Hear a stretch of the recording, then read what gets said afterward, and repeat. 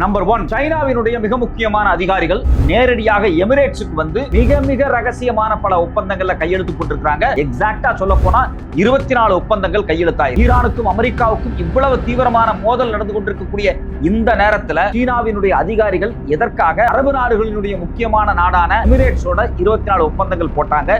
இதுக்கு பின்னாடி இருக்கக்கூடிய ரகசிய அஜெண்டா என்ன? நம்பர் 2, இந்த ஒப்பந்தம் கையெழுத்தாகி 5 நாள்ல இந்தியா ஈரான் இருந்து வாங்கின எல்லா பெட்ரோலுக்கும் சைனா கரன்சியில செட்டில்மெண்ட் பண்ணிருக்காங்க. எதற்காக இந்தியா சீனா கரன்சியை இப்ப பயன்படுத்துறாங்க ஈரான் இருந்து பெட்ரோல் வாங்குறது? நம்பர் 3, இந்த டிரான்சாக்ஷன் நடந்து 2 நாள் கழிச்சு வெளிப்படையாக எமிரேட், அதாவது யுஏஇல் இருக்கக்கூடிய துபாய், அபுதாபி மாதிரியான மிகப்பெரிய பினான்ஸ் கேபிட்டல் நடக்கக்கூடிய எல்லா டிரான்சாக்ஷனும் சீன கரன்சியில தான் நடக்கும் அப்படிங்கிற ஒரு எச்சரிக்கையை அமெரிக்காவுக்கு கொடுக்குறாங்க. அமெரிக்காவுக்கும் இஸ்ரேலுக்கும் மிக நெருக்கமான நாடா இருந்த இந்த எமிரேட்ஸ் எதற்காக சீனா கரன்சியை பயன்படுத்துவன்னு அமெரிக்காவுக்கு ஒரு மிரட்டலை கொடுத்தாங்க. நம்பர் 4, இந்த மிரட்டல் வந்து சில நாட்கள்ல அமெரிக்காவோடு நடந்த சில பேச்சுவார்த்தைக்கு பிறகு நேரடியாக எமிரேட்ஸ் ஏன் அரபு நாடுகளினுடைய பெட்ரோல் கூட்டமைப்பு ஏற்றுமதியிலிருந்து வெளியே வந்தாங்க? உண்மையிலேயே ஈரானுக்கும் அமெரிக்காவுக்குமான யுத்தம் அரபு நாடுகளை என்னவாக மாத்தி இருக்கிறது?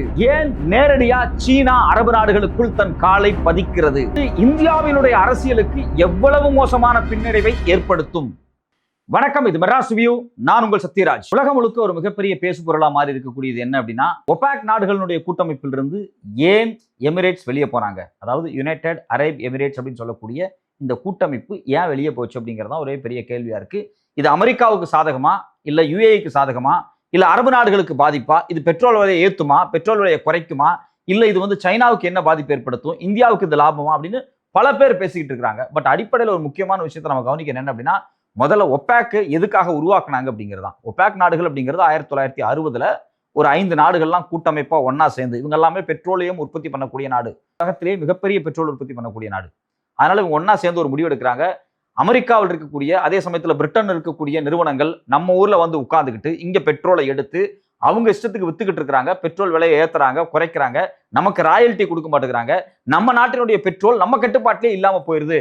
சோ இதை ஒழிக்கணும் அப்படின்னா, பெட்ரோல் உற்பத்தியாளர்களா இருக்கக்கூடிய நாம் எல்லாரும் ஒரு கூட்டமைப்பா இருந்து ஒரு நாளைக்கு இவ்வளவுதான் பெட்ரோலை நாங்க எடுப்போம், இவ்வளவுதான் க்ரூட் ஆயிலை எடுப்போம், இவ்வளவுதான் விற்போம் அப்படிங்கிற ஒரு தட்டுப்பாடு, ஒரு டிமாண்டை கிரியேட் பண்ற மாதிரியான ஸ்கெட்சுக்குள்ள வரணும் அப்படிங்கிற முடிவுல தான் இது உருவாக்கப்படுது. இதுல குறிப்பா பாத்தீங்கன்னா 1960ல 5 நாடுகள் தான் இதுல அடிப்படையில் உருவாக்குறாங்க. இதை யாருன்னு பாத்தீங்க அப்படின்னா, Iran, Iraq, Kuwait, Saudi Arabia, Venezuela, இவங்க தான் ஆரம்பத்தில் உருவாக்குறாங்க. பிற்பாடு பல நாடுகள் வந்து ஒன்னா சேர்ந்துக்கிறாங்க.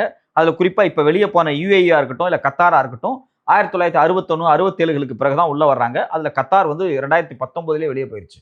இப்போ இந்த இன்னைக்கு மே 1ஆம் தேதியிலிருந்து யுஏஇயும் இந்த பெட்ரோல் உற்பத்தியாளர் கூட்டமைப்பிலிருந்து வெளியே போயிருச்சு. அடிப்படையில் வரக்கூடிய ஒரு கேள்வி என்ன அப்படின்னா, இப்படி எல்லாரும் ஒன்னா இருந்தா பெட்ரோலை எடுக்கிறத கட்டுப்படுத்தினா நமக்கு தானே ஒரு பெரிய லாபம், இந்த கூட்டமைப்பிலிருந்து ஏன் யுஏஇ வெளியே போகுது அப்படிங்கிற மாதிரியான ஒரு கேள்வி இருக்கு. ஆரம்பத்துல இதை உருவாக்குனதுக்கான நோக்கமும் இப்ப இது வெளியே போனதுக்கான நோக்கத்தையும் நம்ம ரொம்ப கவனமா பார்க்கணும்னா, வரலாற்று ரீதியா சில விஷயங்கள் நம்ம தெரிஞ்சுக்கணும். நான் என்ன சொன்னா, 1960ல இந்த கூட்டமைப்பு உருவாக்குனாங்க. இந்த கூட்டமைப்பை ஏன் உருவாக்குனாங்க அப்படின்னா, அமெரிக்கா மாதிரியான, பிரிட்டன் மாதிரியான பெட்ரோலிய நிறுவனங்கள் நம்மள எண்ணெய் வளத்தை கட்டுப்படுத்துறாங்க அப்படிங்கிறதுக்காக தான். அன்னைக்கு காலகட்டத்தில் பார்த்தீங்கன்னா 7 சிஸ்டர்ஸ் அப்படின்னு சொல்லுவாங்க. இன்னைக்கு அமெரிக்காவில் இருக்கக்கூடிய எக்ஸான் மொபில், செவ்ரான், ஷெல், அது இல்லாம பிரிட்டிஷ் பெட்ரோலியம் சொல்லக்கூடிய இந்த 4 நிறுவனங்கள் இருக்கு பாத்தீங்களா. இந்த 4 நிறுவனங்கள் ஒரு காலத்துல 7 சிஸ்டர்ஸ் அப்படின்னு சொல்லப்பட்டுச்சு. ஏன் அப்படின்னா 7 நிறுவனங்கள், ஸ்டாண்டர்ட் ஆயிலுடைய பல கட்டமைப்புகளா இருக்கட்டும், இல்ல டெக்ஸாகோவா இருக்கட்டும், இல்ல கல்ஃப் ஆயிலா இருக்கட்டும், இந்த நிறுவனங்கள் எல்லாமே 7ஆ பிரிஞ்சிருந்துச்சு. இதை 3ஆ சுருக்கிடலாம் இப்போ, ஏன்னா இப்ப எல்லாருமே மெர்ஜ் ஆயிட்டாங்க. சோ இந்த 4 நிறுவனங்கள், இன்னைக்கு இருக்கக்கூடிய இந்த 4 நிறுவனங்கள் தான் ஒரு காலத்துல ஒட்டுமொத்தமாக அரபு நாடுகளுடைய பெட்ரோலை உற்பத்தி பண்றதுல இருந்து ஏற்றுமதி பண்றது வரைக்கும் கட்டுப்படுத்தினாங்க. அது நேரடியாக அமெரிக்காவும், பிரிட்டனும், ஐரோப்பிய நாடுகளும், டச்சு போன்ற நாடுகளும் கட்டுப்படுத்துற மாதிரியான அர்த்தம் தான் அது. சோ அதனாலதான் இவங்க வந்து இந்த கூட்டமைப்பு உருவாக்குறாங்க. 1960களில் உருவாக்கி ஒட்டுமொத்தமாக தன்னுடைய கட்டுப்பாட்டுக்கு கொண்டு வராங்க. இதை செய்யறதுக்கு இன்னொரு நோக்கம் இருந்துச்சு. 1951ல ஈரான்ல பாத்தீங்க அப்படின்னா ஒரு எலெக்ஷன் வருது. மக்களால் தேர்ந்தெடுக்கப்பட்ட ஒரு ஜனாதிபதி புதுசா வர்றாரு. மக்களால் தேர்ந்தெடுக்கப்பட்ட ஜனாதிபதி வந்த உடனே என்ன பண்றாரு அப்படின்னா, பிரிட்டிஷ்காரன், அமெரிக்காக்காரன்லாம் என் ஊர்ல பெட்ரோல் கம்பெனி வச்சுட்டு எனக்கு காசு தர மாட்டேங்கிறான், இங்க இருந்து பெட்ரோல் எடுத்துக்கிறான், கணக்கு வழக்கு காமிடானா கணக்கு வழக்கு தர மாட்டேங்கிறான், ராயல்ட்டி கொடுறானா கொடுக்க மாட்டேங்கிறான் அப்படின்னு பாராளுமன்றத்திலேயே இந்த நிறுவனங்களுடைய ஆடிட்டிங் எல்லாம் கொண்டு வர சொல்லி அரசு ஆடிட்டர்களை வச்சு அதை எல்லாத்தையும் ஆய்வு பண்ண சொன்னாங்க. இதுல எதுக்குமே அந்த நிறுவனங்கள் கோஆபரேட் பண்ணாதனால 1951க்கு பிறகு அன்னைக்கு ஈரானினுடைய ஜனாதிபதியாக இருந்தவர் மக்களால் தேர்ந்தெடுக்கப்பட்ட திரு முகமது மொஸ்தாக் என்ன பண்றாரு அப்படின்னா பல பிரிட்டிஷ் பெட்ரோலியத்தினுடைய சப்சிடரி நிறுவனங்களை அரசுடைமை ஆக்கிறாரு. அதாவது கவர்மெண்ட் எடுத்துக்குது. இதை பார்த்த உடனே ரொம்ப அதிர்ச்சி ஆயிடுறாங்க அமெரிக்கா, பிரிட்டன் போன்ற நாடுகள்லாம். எதிர்காலத்தில் அரபு நாடுகளை நம்மளோட வச்சிருக்கணும், அவங்களை கட்டுப்படுத்தி நம்ம காலடியில் வச்சிருக்கணும் அப்படிங்கிற முடிவுக்காகத்தான் இந்த செவன் சிஸ்டர்ஸினுடைய வேகத்தை அதிகப்படுத்துறாங்க. இதை எல்லாத்தையும் அரபு நாடுகள் பார்க்குது. சவுதி அரேபியா பார்க்குறாங்க, பஹ்ரைன் பார்க்குது. இந்த யுஏஇ கூட்டமைப்பு உருவாக்குறதுக்கு முன்னாடி இருந்த நாடுகள் இருக்கு பார்த்தீங்களா, இவங்க எல்லாருமே பார்க்குறாங்க. என்ன நினைக்கிறாங்க அப்படின்னா, பார்த்தீங்களா ஒரு ஆட்சி மாற்றத்தையே நிகழ்த்துது அமெரிக்காவினுடைய உளவுப்படையும் பிரிட்டனுடைய உளவுப்படையும். அந்த ஆட்சி மாற்றத்தையே நிகழ்த்திட்டு பெருமையா அதை வெளியே வர சொல்லிக்கிறாங்க. அந்த அளவுக்கு நம்ம மேல ஆதிக்கம் செலுத்துறாங்க. நாம எல்லாரும் ஒன்னா இருக்கணும் அப்படின்னு சொல்லி ஒரு கூட்டமைப்பை இவங்க சரி பண்ணி உருவாக்குறாங்க. இந்த கூட்டமைப்பு எந்த அளவுக்கு உறுதியா இருந்துன்னு பாத்தீங்க அப்படின்னா 1973ல இஸ்ரேலை நேரடியாக அரபு நாடுகள் எல்லாம் ஒன்னா சேர்ந்து தாக்குனாங்க.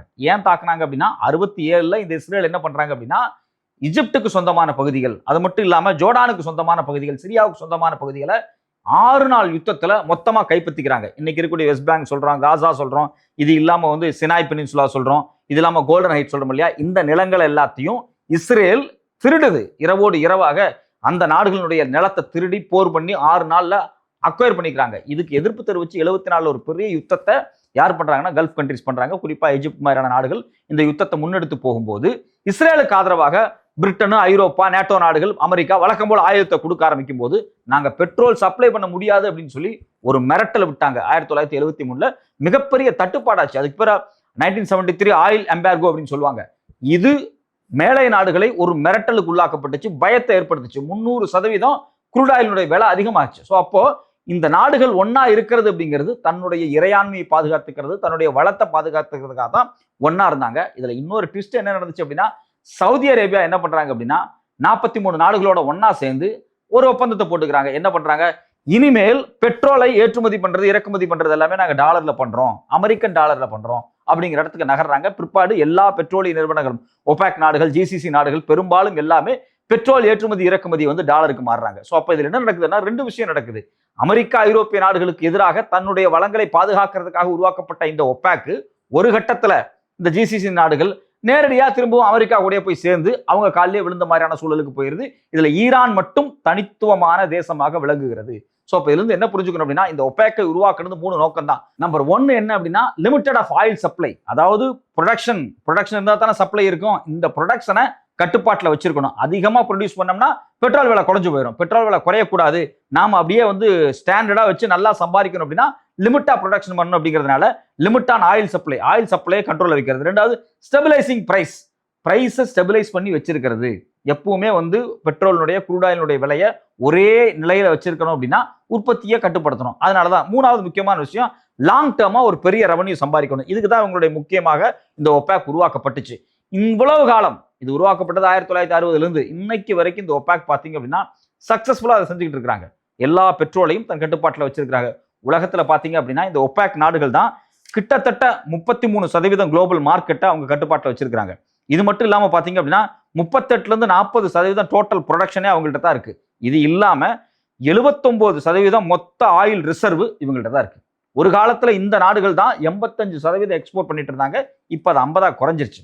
ஸோ அப்போ இவ்வளவு தூரம் பெட்ரோல் உற்பத்தியில் ஆதிக்கம் செலுத்திய இந்த ஜிசிசி நாடுகள், ஒபேக் நாடுகள், இந்த குழு இருக்கு பாத்தீங்களா, இந்த குழுவில் இருந்து முதலாக ஒரு நாடு, ஏற்கனவே கத்தார் வெளியே போச்சு, ஆனா அது ஒரு பெரிய இம்பாக்டை கிரியேட் பண்ணல. முதலாக முக்கியமான ஒரு நாடாக இருக்கக்கூடிய யுஏஇ வெளியே போறாங்க. அவங்க வெளியே போனதுக்கு என்ன காரணம் சொன்னாங்க அப்படின்னா, நான் இந்த கூட்டமைப்புல இருக்கிறதுனால நிறைய உற்பத்தி பண்ண முடியல, என்னோட கெப்பாசிட்டி என்ன அப்படின்னா ஒரு நாளைக்கு கிட்டத்தட்ட பாத்தீங்க அப்படின்னா $5 பில்லியன் வரைக்கும் என்னோட கெப்பாசிட்டி இருக்கு. நான் ஒபேக் நாடுகள் இருக்கிறதுனாலயே எனக்கு என்ன கோட்டா கொடுக்கப்பட்டிருக்கு அப்படின்னா நான் வந்து கிட்டத்தட்ட பாத்தீங்க அப்படின்னா $2.9 பில்லியன் தான் ஒரு நாளைக்கு உற்பத்தி பண்ணணுங்கிற நிர்பந்தம் இருக்கு. கோட்டா அப்படிங்கிறது இவ்வளவுதான் உற்பத்தி பண்ணணும் அப்படின்னு ஒபேக் நாடுகள் கூட்டமைப்பு இருக்கு இல்லையா, அந்த அதிகாரம் முடிவு பண்றது. இது வந்து யுஏஇக்கு ஒரு கடுப்பா இருந்துச்சு. நான் பாட்டுக்கு என்னோட எண்ணெயை எடுத்து இஷ்டத்துக்கு மார்க்கெட்ல வைப்பேன், விட மாட்டேங்கிறாங்க அப்படின்னு அவங்க ஒரு அதிருப்தியில் இருந்தாங்க. ஒபேக் நாடுகள் என்ன நினைச்சுன்னா, நீ மட்டும் அதிகமா எடுத்து வித்த அப்படின்னா எண்ணெய் வெளியே ப்ரொடக்ஷன் அதிகமாயிருச்சு, எக்ஸ்போர்ட் அதிகமாயிருச்சுன்னா மொத்தமா எண்ணெய் விலை குறையும், இது நம்ம நாடுகளுக்கு எல்லாம் பாதிப்பு, நாம நிரந்தரமா சம்பாதிக்க முடியாது அப்படிங்கிறதுனால தொடர்ச்சியாக இதுக்கு ஒரு எதிர்ப்பு தெரிவிச்சுட்டே வந்துட்டு இருந்தாங்க. யுஏஇ என்ன சொல்லிச்சு, இல்ல என்னோட கெப்பாசிட்டி ஒரு நாளைக்கு கிட்டத்தட்ட $4.8 மில்லியன் வரைக்கும், அதாவது கிட்டத்தட்ட 5 பில்லியன் பேரல் வரைக்கும் என்னால தயாரிக்க முடியும், நான் எக்ஸ்போர்ட் பண்ண முடியும். ஆனா நீ வந்து என்ன வெறும் 2.9 கோட்டால வச்சிருக்கிற, இனிமேல் இதெல்லாம் நான் கேட்க மாட்டேன், நான் ஒரு நாளைக்கு 5 மில்லியன் பேரல் உற்பத்தி பண்ற இடத்துக்கு இன்னொரு 1 வருஷத்துக்குள்ள மூவ் ஆயிடுவேன் அப்படிங்கிற டார்கெட்டை வச்சு யுஏஇ என்ன பண்றாங்க அப்படின்னா அந்த கூட்டமைப்பில் இருந்து வெளியே வர்றாங்க. சரி, உண்மையிலேயே ப்ரொடக்ஷன் மட்டும்தான் நோக்கமா, இதுக்குதான் அவங்க வெளியே வந்தாங்களா அப்படின்னா இது ஒரு நோக்கம். ரெண்டாவது முக்கியமான நோக்கம் என்ன அப்படின்னா, இதை நோக்கம்னு கூட சொல்லக்கூடாது, நிர்பந்தனே சொல்லலாம்.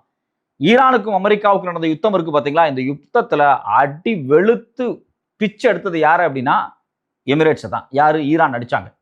ரொம்ப மோசமான தாக்குதல் பண்ணியிருக்காங்க. நாம என்ன நினைச்சிருந்தோம், சவுதி அரேபியா அடி வாங்குச்சு, இஸ்ரேல் அடி வாங்குச்சு அப்படின்னா நம்ம நினைச்சுட்டு இருந்தோம். அது ஒரு பக்கம் நடந்துச்சு. சவுதியை விட பல மடங்கு மோசமாக சிதைத்து அழிக்கப்பட்டது இந்த எமிரேட்ஸ் தான். ஏன் அப்படின்னா இந்த எமிரேட்ஸ் தான் இஸ்ரேலோட ரொம்ப ரொம்ப க்ளோஸ். இஸ்ரேலுக்கும் எமிரேட்ஸுக்கும் இடையில 2020 ஒரு ஒப்பந்தம் கையெழுத்தாகுது, அப்ரஹாம் அக்கார்டு அப்படின்னு. இந்த அப்ரஹாம் அக்கார்டின் படி இஸ்ரேலினுடைய பாதுகாப்பான அந்த அயன் டூம் சிஸ்டம் இருக்கு பாத்தீங்களா, அந்த அயன் டூம் சிஸ்டத்தை எல்லாம் எமிரேட்ஸ்ல வாங்கி கொண்டு வந்து வச்சிருந்தாங்க. இஸ்ரேலும் எமிரேட்ஸும் ரொம்ப க்ளோஸா இருக்கிறாங்க இந்த ஒப்பந்தத்துக்கு பிறகு. இது ஈரானுக்கு பயங்கரமான கடுப்பு. நீ பாட்டுக்கு அவனை கூட்டு வந்து இங்கே உட்கார வைக்கிற, நாளைக்கு அவன் என்ன தாக்குவான், நாளைக்கு அது பிரச்சனையா மாறும், இது நமக்குள்ள இருக்கக்கூடிய ஒற்றுமையை குலைக்கும் அப்படின்னு திரும்ப திரும்ப ஈரான் சொல்லிக்கிட்டே வந்துச்சு. கேட்கவே இல்லை. எமிரேட்ஸ், இஸ்ரேல், அமெரிக்கா இந்த கூட்டு ஈரானினுடைய தலைவரான அலி கமேனி கொலையிலிருந்து அங்க நடந்த எல்லா தாக்குதலுக்கும் முக்கியமான ரோலை பிளே பண்ணியிருக்கு. அதனாலதான் பாத்தீங்க அப்படின்னா ஈரான் தொடர்ச்சியாக எமிரேட்ஸ் அடி பிச்சு எடுத்திருக்காங்க. கிட்டத்தட்ட 2221 ட்ரோன்ஸ்ல அடிச்சிருக்காங்க, 520 பேலஸ்டிக் மிசைல் அடிச்சிருக்காங்க, 26 குரைஸ் மிசைல் அடிச்சிருக்காங்க. அரபு நாடுகளில் எங்கேயுமே எவ்வளவு பெரிய தாக்குதல் கிடையாது. மிக மிக மிக மிக மோசமான ஒரு தாக்குதல். இந்த தாக்குதல்லாம் அடிச்சு நொறுக்கப்பட்டிருக்கு எமிரேட்ஸ். இந்த நேரத்தில் எமிரேட்ஸ் என்ன முடிவு பண்ணுது, எங்களை ரொம்ப அடிச்சிட்டாங்க, இது காரணம் என்ன, நான் இஸ்ரேலை கொண்டு வந்து உள்ள உட்கார வச்சதுனால, அமெரிக்காவை கொண்டு வந்து உள்ள உட்கார வச்சதுனால, என் பக்கத்தில் இருக்க ஈரான் என்னோட சகோதரன் என்னை போட்டு மிதின்னு மிதிக்கிறான், நான் ரொம்ப மோசமா பாதிக்கப்பட்டுட்டேன், உன்னை நம்பி நான் இங்க கொண்டு வந்து உட்கார வச்சேன், நீங்க என்ன காப்பாத்து அப்படின்னு அவன் உன்னையே போட்டு அடின்னு அடிச்சுட்டான். இப்ப எனக்கு வேற வழியே கிடையாது, எனக்கு பயங்கரமான லாஸ் ஆயிடுச்சு, எனக்கு $120 பில்லியன் கரன்சி ஸ்வாப் பண்ணிக்கலாம் அப்படிங்கிறான். கரன்சி ஸ்வாப் அப்படிங்கிறது வேற ஒன்றும் கிடையாது. என்னுடைய நாட்டு கரன்சியான திராம $120 பில்லியன் நான் கொடுக்குறேன், நீ என்ன பண்ணு, அதை வச்சுக்கிட்டு இன்னைக்கு இருக்கக்கூடிய மதிப்புல வச்சுக்கிட்டு உன்னோட டாலர் எனக்கு கொடுத்துரு, என்னுடைய ரீகன்ஸ்ட்ரக்ஷன் ஒர்க் எல்லாம் நான் பார்த்துக்குவேன், மோசமா பாதிப்பு ஏற்பட்டிருக்கு, உன்னாலதான் எனக்கு பாதிப்பு, நீ போய் ஈரான் அடிச்சா ஈரான் என்ன அடிக்கிறான், நியாயப்படி நீ எனக்கு கொடுக்கணும் பணத்தை, நீ பணம் கொடுக்க மாட்டேங்கிற, குறைஞ்சபட்சம் கரன்சியாவது ஸ்வாப் பண்ணிக்கலாம் இன்னைக்கு இருக்கக்கூடிய ரேட்டின் படி அப்படின்னு சொல்லி அமெரிக்காட்ட கேட்குது. அமெரிக்கா முடியாது அப்படின்னுச்சு.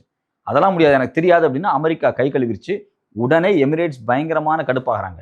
அவங்களுக்கு ஏற்பட்ட இழப்பு அப்படிங்கிறது சாதாரண இழப்பு கிடையாது. அவங்களுக்கு கிட்டத்தட்ட பார்த்தீங்க அப்படின்னா அவங்களுடைய மொத்த இந்த டூரிசம் சொத்துக்களே 200 லட்சம் கோடி இருக்கு, ஹோட்டல் அண்ட் டூரிசம் அசட்ஸ். இது எதுவுமே செயல்படாமல் போயிடுச்சு. ஒரு மாசம் மிகப்பெரிய லாஸ். 19,000 ஃப்ளைட் அவங்களுக்கு கேன்சல் ஆயிருக்கு. இதனால டூரிசம் மொத்தமாக கொலாப்ஸ் ஆயிடுச்சு. இது மட்டும் இல்லாமல் பார்த்தீங்க அப்படின்னா ஹோட்டல் புக்கிங் வெறும் 30% தான். ரியல் எஸ்டேட்டினுடைய ரைஸ் அப்படிங்கிறது இந்த இண்டெக்ஸ் கிராஷ் ஆகி 16% அடிபட்டிருக்கு. இது இல்லாமல் இந்த நேரடி லாஸ் அப்படிங்கிறது $120 பில்லியன். இதெல்லாம் எப்படி சமாளிப்பான் எமிரேட்ஸ்? வேற வழியே கிடையாது. நீ தான் அடிச்ச, உன்னால தான் அவன் அடிச்சான், எனக்கு காசு கொடுன்னு நம்ம அமெரிக்காட்ட கேட்குறான். குறைஞ்சபட்சம் நீ கரன்சி ஸ்வாப்பாவது பண்ணுங்கிறான். அமெரிக்கா முடியாது அப்படிங்குது. இந்த கடுப்புல நேரடியாக எமிரேட்ஸ் என்ன பண்றாங்க, நீ தரமாட்டியா, நான் யாருக்கிட்ட டீல் வச்சுக்கணுமோ வச்சுக்கிறேன்னு சொல்லிட்டு நேரடியாக சைனாவுக்கு கால் பண்ணிட்டாங்க. ஈரானுக்கு அமெரிக்காவுக்கும் தீவிரமான யுத்தம் நடந்துகிட்டு இருந்துச்சு. இந்த யுத்தம் நடந்து பேச்சுவார்த்தை 11-12 நடந்துச்சு, ஏப்ரல் மாதம். இஸ்லாமாபாத்தில் பாகிஸ்தானில் பேச்சுவார்த்தை நடந்துட்டு இருந்தது. நம்ம எல்லாரும் கூர்ந்து பார்த்துக்கிட்டு இருந்தோம். அந்த நேரத்தில் சீனாவில் இருந்து முக்கியமான அதிகாரிகள் மிக ரகசியமாக, அதாவது ரொம்ப தம்பட்டம் அடிச்சுக்கல, நாங்கள் பெரிய ஒப்பந்தம் போட போகிறோம், அதில் ரொம்ப கேஷுவலாக வந்து யுஏஇயோட சேர்ந்து ஒரு மிகப்பெரிய ஒப்பந்தத்தில் கையெழுத்து போட்டிருக்காங்க. 24 ஒப்பந்தங்கள், அது 24 அக்ரிமெண்ட்ஸ். பாதுகாப்புல இருந்து ஃபினான்ஷியல் இருந்து எல்லாமே. இதுல முக்கியமான விஷயம் என்ன அப்படின்னா பெட்ரோல் ஏற்றுமதி இறக்குமதி, வணிகம், இது எல்லாமே சீனாவினுடைய கரன்சியான யுவான்ல பண்றதுக்கும் சில ஒப்பந்தங்கள் கையெழுத்தாயிருக்கு. இதை பார்த்தோன்னே அமெரிக்கா அதிர்ச்சி ஆயிட்டான். ஏன்னா யுஏஇங்கிறது சாதாரண நாடு கிடையாது, அது வேர்ல்டோட ஃபினான்ஸ் கேபிட்டல். பல லட்சம் கோடி ரூபாய் நிதி புழங்கக்கூடிய நிதி கட்டமைப்பு கொண்ட ஒரு பெரிய தேசம். துபாய், அபுதாபி மாதிரியான இடங்கள், அங்கெல்லாம் டாக்ஸ் ஹெவன்ஸ், ரொம்ப குறைவான வரி. பல நிறுவனங்கள் அங்கதான் தன்னை ரெஜிஸ்டர் பண்ணியிருப்பான் நிறுவனமா, ஆனால் வேற வேற நாட்டில் பிசினஸ் பண்ணிட்டு இருப்பான். அந்த துபாயில், அபுதாபியில் பெரிய டாக்ஸும் கட்ட வேண்டியது கிடையாது. ஏன்னா இது மாதிரியான டாக்ஸ் ஹெவன்ஸ் நிறைய இருக்கு. இப்போ இங்க என்ன நடக்குது அப்படின்னா இந்த டிரான்சாக்ஷன் மொத்தமும் சைனா கரன்சில மாறிச்சு அப்படின்னா 24 மணி நேரத்தில் அமெரிக்க டாலர் சரிஞ்சு கீழே நொறுங்கி போயிடும். இதை ஒரு எச்சரிக்கையாக யார் கொடுக்குறாங்க அப்படின்னா யுஏஇ சொல்றான், நான் பாரு சைனாவோட ஒப்பந்தம் போட்டேன் அப்படிங்கிறான். இதை பார்த்து பயந்துருச்சு அமெரிக்கா. ஐயோயோ, இவனை விட்டா இவன் க்ளோஸா இருக்குன்னு நினைச்சிட்டு இருக்கோம், இவனை கையிலேருந்து அழுவி போனா மொத்தமா சைனா பக்கம் போயிடுவான் அப்படின்னு திரும்பவும் பேச்சுவார்த்தைக்கு போறாங்க. இந்த கேப்ல இன்னொரு விஷயம் என்ன நடக்குது அப்படின்னா யுஏஇ நேரடியா சீன கரன்சியில டிரான்சாக்ஷனை துவங்குறேன்னு சொன்ன உடனேயே சைனா அதுக்கப்புறம் படிப்படியாக மற்ற நாடுகள் யாரெல்லாம் ஈரானோட பிஸ்னஸ் பண்ணுறாங்களோ எல்லாரும் யுவான் தான் கொடுக்கணும் அப்படிங்கிற இடத்துக்கு ஈரானுக்கும் சில நிர்பந்தங்களை கொடுத்துருக்குறாங்க. அதனுடைய முக்கியமான ஆதாரம் என்ன அப்படின்னா, கடந்த ஏப்ரல் 17ஆம் தேதி இந்தியா ஈரான்ட்டு இருந்து பெட்ரோல் வாங்கியிருக்கு, அதாவது குரூட் ஆயில். அப்படி வாங்கும்போது அதை வந்து சீன கரன்சியில் கொடுத்துருக்காங்க. ஸோ அப்போ ஈரானும் சீன கரன்சியை நோக்கி நகருது. இன்னொரு பக்கம் எமிரேட்ஸும் நான் நகர்றேன் அப்படிங்கிற ஒரு மிரட்டலையும் கொடுத்துருக்காங்க. இதெல்லாம் ரொம்ப அஃபீஷியலான விஷயம் என்னன்னா, ஏப்ரல் 19ஆம் தேதி இது குறித்து முக்கியமான செய்தி அப்பவே வெளியே வந்திருக்கு. அதை நம்ம கன்சிடர் பண்ணாமல் நகர்ந்து போயிட்டோம். இந்த பஞ்சாயத்தெல்லாம் நடந்துட்டு இருக்கு. அமெரிக்கா பார்க்குது, இனிமேல் அரபு நாடுகள் நம் கையை விட்டு போயிடும், குறிப்பாக எமிரேட்ஸ் போயிடுச்சு அப்படின்னா நமக்கு மிகப்பெரிய நட்டம். அதுக்கப்புறம் ட்ரில்லியன் கணக்கில் மணி, பல லட்சம் கோடி பணம் எல்லாமே சீனாவினுடைய யுவான்ல நடந்துட்டு இருக்கும். இந்த யுவான்ல நடந்துச்சு அப்படின்னா சீனா மிகப்பெரிய வல்லரசா மாறி நம்மளை தூக்கி போட்டு மிதிச்சிருவான். எப்படியாவது சீனாவினுடைய வளர்ச்சியை காலி பண்ணணும், இவங்க நகர்ந்துடக்கூடாது அப்படிங்கிறதா அமெரிக்காவினுடைய ஒரே எண்ணம். ஈரான் மேல தாக்குதல் நடத்தினதுக்கு காரணமே சீனாவை பலவீனப்படுத்துறதுக்காக தான். சீனாவில் உற்பத்தி ஆகக்கூடிய எல்லா பொருட்களும் ஈரானினுடைய எண்ணெயை நம்பி இருக்கு. ஈரானை அடிச்சா சைனா காலியாகும், சைனாவினுடைய பொருளாதாரம் குலையும், சைனாவினுடைய உற்பத்தி குலையும், சைனாவினுடைய வர்த்தகம் குலையும் அப்படிங்கிறதா அமெரிக்காவினுடைய பெரிய நோக்கம். இப்ப ரெண்டாவது, கரன்சியாகவே யுஏஇ நாடுகள் வந்து சீனாவை நோக்கி நகரும் போது வேற வழியே கிடையாது, அவன் எவ்வளவு பணம் கேட்டாலும் நம்ம கொடுத்துருவோம் அப்படின்னு சொல்லி வெளிப்படையா அமெரிக்கா எமிரேட்ஸ் சரண்டர் ஆயிருக்கு. எமிரேட்ஸ் அமெரிக்காட்ட சரண்டர் ஆல, அமெரிக்கா எமிரேட்ஸ் சரண்டர் ஆயிருக்கு. இப்ப அவனுக்கு எவ்வளவு வேணும்? $120 பில்லியன். எப்படியாவது நான் கஷ்டப்பட்டு கொடுத்துட்றேன், ஏன்னா எனக்கே 1000 பொருளாதார பிரச்சனை, நானே மூடி மூடி வாழ்ந்துகிட்டு இருக்கிறேன், எப்படியாவது இந்த பணத்தை மட்டும் நான் கொடுத்துறேன், தயவு செஞ்சு நீ வந்து சீனா பக்கம் போயிடாத. ஆனா அதே சமயத்துல நீ ஒபாக்ல இருந்து வெளியே போயிரு அப்படிங்கிற சில இன்ஸ்ட்ரக்ஷன்ஸை அமெரிக்கா கொடுத்ததாகவும் பல தகவல்கள் வருது. ஆனா இது அமெரிக்கா சொல்லிதான் எமிரேட்ஸ் வந்து இந்த பெட்ரோல் ஏற்றுமதி கூட்டமைப்பிலிருந்து வெளியே வந்துச்சு அப்படின்னு நம்ம எடுத்துக்க வேண்டிய அவசியம் கிடையாது. இன்னைக்கு உலகம் அப்படிங்கிறது பைப்போலார். சைனாவா அமெரிக்காவா, யார் பெரிய நாடு அப்படிங்கிறதுனால இந்த ரெண்டு நாட்டுக்கு இடையில் நடக்கக்கூடிய சண்டை தான் இது. சீனாவுக்காக ஈரான் சண்டை போடுது, அமெரிக்காவுக்காக இஸ்ரேல் சண்டை போடுது. அப்போ இந்த ரெண்டு நாடுகளுடைய ஆட்களாகத்தான் இவங்க நின்று இந்த போர்ல புரியுறாங்க. அவங்களுக்கு வேற வேற நோக்கம் இருக்கலாம். இந்த நேரத்துல எமிரேட்ஸ் என்ன பண்றா அப்படின்னா, ரெண்டு பெரியாள் வந்துட்டான்ல, இவனுங்களை 2 பேர்த்தையும் வச்சு நாம பொழைச்சுக்கணும், இங்க பாரு நான் அவங்க கூட சேர்ந்துருவேன், இங்க பாரு இவன் கூட சேர்ந்துருவேன் அப்படின்னு சொல்லி நாம எப்படியாவது வளர்ந்துடணும் அப்படிங்கிறதுக்காக அவங்க ஒரு முடிவுக்கு வர்றாங்க. இனிமேல் பெட்ரோல் தேவை அப்படிங்கிறது ஃபியூச்சர்ல இருக்காது. 2060க்கு பிறகு சைனா போன்ற பெரிய நாடுகள் முழுக்க முழுக்க பஸ், காரு எல்லாமே வந்து எலக்ட்ரிக் வெஹிக்கிள்ஸை நோக்கி 100% நகர போறாங்க. அதுலயும் குறிப்பா சைனா என்ன சொல்லியிருக்கா அப்படின்னா, 2060ல நாங்க 0 கார்பன் எமிஷனை நோக்கி போறோம், எங்களுக்கு பெட்ரோலே தேவைப்படாது. குறிப்பாக அவங்க அடுத்தடுத்த டெக்னாலஜியை நோக்கி நகர்ந்துட்டாங்க. லித்தியம் பேட்டரிஸை உற்பத்தி பண்றதுல டாப் மோஸ்ட் நம்பர் 1 சைனாவா மாறிட்டாங்க. இது இல்லாம சீனாவினுடைய தோரியம் சார்ந்த சால்ட் ரியாக்டர்ஸை உருவாக்கி இருக்கிறாங்க. அதாவது தோரியத்திலிருந்து தோரியத்தை யுரேனியமா கன்வெர்ட் பண்ணி அதுல கரண்ட் உற்பத்தி பண்ணக்கூடிய டெக்னாலஜி இருக்கு பாத்தீங்களா, உலகத்திலேயே முதலாக சீனா கண்டுபிடிச்சிருக்கு. அது குறித்து அவங்களுடைய ஆய்வு நிறுவனங்கள் நிறைய கட்டுரைகளை வெளியிட்டு இருக்கிறாங்க, செய்தியாவே வெளியிட்டு இருக்கிறாங்க. அதாவது சீனாவினுடைய Shanghai institute of applied science அப்படிங்கக்கூடிய அவங்களுடைய அரசு நிறுவனம், அரசு கட்டமைப்பு வெளிப்படையா ஒத்துக்குச்சு, ஆமா எங்கள்கிட்ட வந்து thorium into uranium fuel within thorium molten salt ரியாக்டர்ஸை நாங்க உருவாக்கிட்டோம் அப்படிங்கிறாங்க. இது மட்டும் இல்லாம இதுக்கு தேவையான தோரியம் இருக்கு பாத்தீங்களா, அதை குறிப்பாக மங்கோலியாவில் இருக்கக்கூடிய பேயான் ஒபா மைனிங் பிளேஸ் இருக்கு பாத்தீங்களா, காம்ப்ளெக்ஸ், அந்த காம்ப்ளெக்ஸ்ல இருந்து எடுக்க போறாங்க. அந்த காம்ப்ளெக்ஸ்ல மில்லியன் கணக்கிலான டன்ஸ் ஆஃப் அங்க தோரியம் இருக்கு. இது ஆயிரக்கணக்கான ஆண்டுகள் சைனாவை எரிபொருளுக்கு பயன்படுத்தக்கூடிய நாடாக மாத்திரும். அதாவது பெட்ரோலை நம்பியோ, டீசலை நம்பியோ, எல்பிஜி நம்பியோ இருக்க வேண்டிய அவசியம் கிடையாது. இதை நம்பி, இந்த லித்தியம் தோரியத்தை நம்பி மட்டும், இந்த தோரியம் ஓர்க நம்பி இருக்கு பாத்தீங்களா, இதை வச்சே அவங்க நாட்டை ஒரு மிகப்பெரிய வல்லரசாக மாத்திர முடியும். அதுக்கான அனைத்து சக்திகளும் அந்த மங்கோலியாவில் இருக்கக்கூடிய அந்த பேயோனோபா மைனிங்ல இருக்கு. அதை வெட்டி எடுக்க ஆரம்பிச்சிட்டாங்க. இதை வெட்டி எடுத்து இதன் மூலமா கரண்ட் தயாரிக்க ஆரம்பிச்சிட்டாங்க. ஸோ அப்போ எனர்ஜி நீட் அப்படிங்கிறது சோலார் எனர்ஜி, அது மட்டும் இல்லாமல் விண்ட் எனர்ஜி, இது இல்லாம இது போல நியூக்ளியர் எனர்ஜி, இதை நோக்கி 2060ல முழுசா நகர்ந்துடணும் அப்படின்னு சீனா முடிவெடுத்துருச்சு. இதுக்கும் ஒபாக் நாடுகள்ல இருந்து எமிரேட்ஸ் வந்ததுக்கு என்ன தொடர்பு அப்படின்னா, எமிரேட்ஸ் ஒரு முடிவு எடுத்துட்டான், எப்பா இன்னொரு 20-30 வருஷம் தான், இதுக்கு மேல பெட்ரோலை வச்சு நம்ம ஆதிக்கம் பண்ண முடியாது, குரூட் ஆயில், எல்பிஜி, எல்என்ஜி வச்சு நம்ம ஆதிக்கம் பண்ண முடியாது. எல்லாருமே கிரீன் எனர்ஜியை நோக்கி போயிட்டாங்க. எல்லாருமே சோலார் பேனல் போட ஆரம்பிக்கிறாங்க. எல்லாருமே விண்ட் எனர்ஜி போடுறாங்க. இந்த நியூக்ளியர் பவர், அதையும் குறிப்பா சீனாவினுடைய இந்த தோரியம் கன்வெர்டர்ஸ் இருக்கு பாத்தீங்களா, சால்ட் ரியாக்டர்ஸ், இதெல்லாம் பெருசாயிருச்சு அப்படின்னா பெட்ரோலை எவனும் நம்ம கிட்ட இருந்து வாங்க மாட்டான். இந்த பிசினஸ்ல இருந்து நம்ம எப்படியாவது சீக்கிரம் வெளியே போயிடணும். இருக்கிற எண்ணெயை வேகமா எடுத்து இன்னொரு 10-20 வருஷத்துக்குள்ள வித்துட்டு இந்த ஃபீல்டை ஒரு ஓரமா வச்சுட்டு வேற ஃபீல்டுக்கு நம்ம நாட்டை மாத்திரணும் அப்படிங்கிறதுக்காக எமிரேட்ஸும் இதுல பயங்கர ஸ்மார்ட்டான கேம் ஆடுறாங்க. இன்னொரு பக்கம் சைனாவும் இன்னொரு 20 வருஷத்துக்கு தானே 30 வருஷத்துக்கு தானே எவ்வளவு கிடைச்சாலும் வாங்கி உற்பத்தி பண்ணிக்கிட்டு வேற ஒரு டெக்னாலஜி நோக்கி நகர்ந்துடலாம் அப்படிங்கிற இடத்துக்கு அவங்க நகர்ந்துட்டாங்க. அப்போ எமிரேட்ஸ் அப்படிங்கிறது ஒபாக்ல இருந்து வெளியே வந்ததுக்கு காரணம் என்ன அப்படின்னா, அவங்க நாட்டினுடைய வளங்களை முழுவதுமாக சீக்கிரமாக வித்துட்டு, ஏன்னா உலகமே வந்து ரினியூவபிள் எனர்ஜி நோக்கி நகர்ந்துகிட்டு இருக்கு. இது மாதிரியான நான் ரினியூவபிள் எனர்ஜியை வச்சுட்டு நாம ஒன்றும் பண்ண முடியாது. இதனால நம்ம இந்த கூட்டமைப்பிலிருந்து வெளியே வந்து சீக்கிரமாக நாம வந்து ஒரு பணக்கார நாடாக வேற ஒரு பிசினஸ் நோக்கி நகரணும் அப்படிங்கிற வேற ஒரு பினான்சியல் சப்போர்ட்டை மையமா வச்சு நம்ம நாடை எஸ்டாப்ளிஷ் பண்ணணும் அப்படின்னு எமிரேட்ஸ் தனியாக ஒரு முடிவு எடுத்துருச்சு. அதே சமயத்துல ஈரானுக்கும் அமெரிக்காவுக்கும் நடந்துட்டு இருக்கக்கூடிய இந்த யுத்தத்தை பயன்படுத்தி தனக்கு தேவையான எண்ணெய் வளங்கள் எல்பிஜி எவ்வளவு தேவைப்படுதோ இன்னும் கொஞ்ச நாளைக்கு எல்லாத்தையும் சீப்பான ரேட்ல வாங்கிடலாம் அப்படிங்கிறதுக்காக சைனாவும் இதுக்கு ஒரு இன்புட் கொடுத்துருக்கு. ஏன் அப்படின்னா எமிரேட்ஸ் வெளியே வந்துட்டான். ஒரு நாளைக்கு 5 பில்லியன் பேரல் இல்ல, ஒரு நாளைக்கு 10 பில்லியன் பேரல் நோக்கி கூட அவன் நகர்ந்துருவான். அவ்வளோ வேகமா ஆயில எடுக்க சைனா மாதிரியான நாடுகளுக்கு சீப்பான ரேட்ல பெட்ரோல் கிடைக்கும். ரொம்ப ரொம்ப ரொம்ப சீப்பான ரேட்ல பெட்ரோல் கிடைக்கும். அவங்க வந்து அதை வச்சு மிகப்பெரிய உற்பத்தியை நோக்கி நகருவாங்க. ஸோ அப்போ இந்த பிரச்சனை, இந்த ஒபாக்ல இருந்து எமிரேட்ஸ் வெளியே போன பிரச்சனை அப்படிங்கிறது தற்காலிகமாக பெட்ரோல் ரேட்டை கூட்டுற மாதிரியா இருக்கும். ஆனா எதிர்காலத்தில் பெட்ரோல் ரேட்டு மிக மிக குறையறதுக்கான வாய்ப்பும் இருக்கிறது. எப்படி சொல்றோம் அப்படின்னம்னா, ஒட்டுமொத்தமாக பெட்ரோல் பயன்பாடே இல்லாத இடத்திற்கு சீனா போன்ற பெரிய நாடுகள் நகர துவங்கி இருக்கிறார்கள். இத பெட்ரோல் டாலர்ஸ் இல்ல பெட்ரோலியம் நிறுவனங்கள் விடுமா? இல்ல இந்த தோரியத்திலிருந்து போகக்கூடிய புது கான்செப்டையோ இல்ல வந்து நியூக்ளியர் ரியாக்டர் கான்செப்டையோ என்கரேஜ் பண்ணுமா? இல்ல உலக பொருளாதாரத்தை ஒட்டுமொத்தமாக இன்னைக்கு பெட்ரோல் நிறுவனங்கள் கட்டுப்படுத்துற மாதிரி அந்த கட்டுப்பாடு தொடருமா அப்படின்னு ஒரு பெரிய கேள்வி வந்திருக்கு. அப்போ உலகமே ஒரு பெரிய கிரைசிஸ்ல இருக்கு. பெட்ரோல் பயன்பாடு எதிர்காலத்தில் நிறுத்தப்படும். அப்படி அது நிறுத்தப்படும் போது இன்னைக்கு இருக்கக்கூடிய சக்தி வாய்ந்த பெட்ரோலிய நிறுவனங்கள், அதை நம்பி இருக்கக்கூடிய அமெரிக்க பெட்ரோல் டாலர், இது எல்லாம் என்ன ஆகும்? அதுக்கு அமெரிக்கா போன்ற நாடுகள் இப்போ முன் தயாரிப்பாக என்ன செய்து கொண்டிருக்கிறார்கள் அப்படின்னு எதிர்காலத்துல படிப்படியா செய்திகள் வரும். தொடர்ச்சியா நம்ம பேசுவோம்.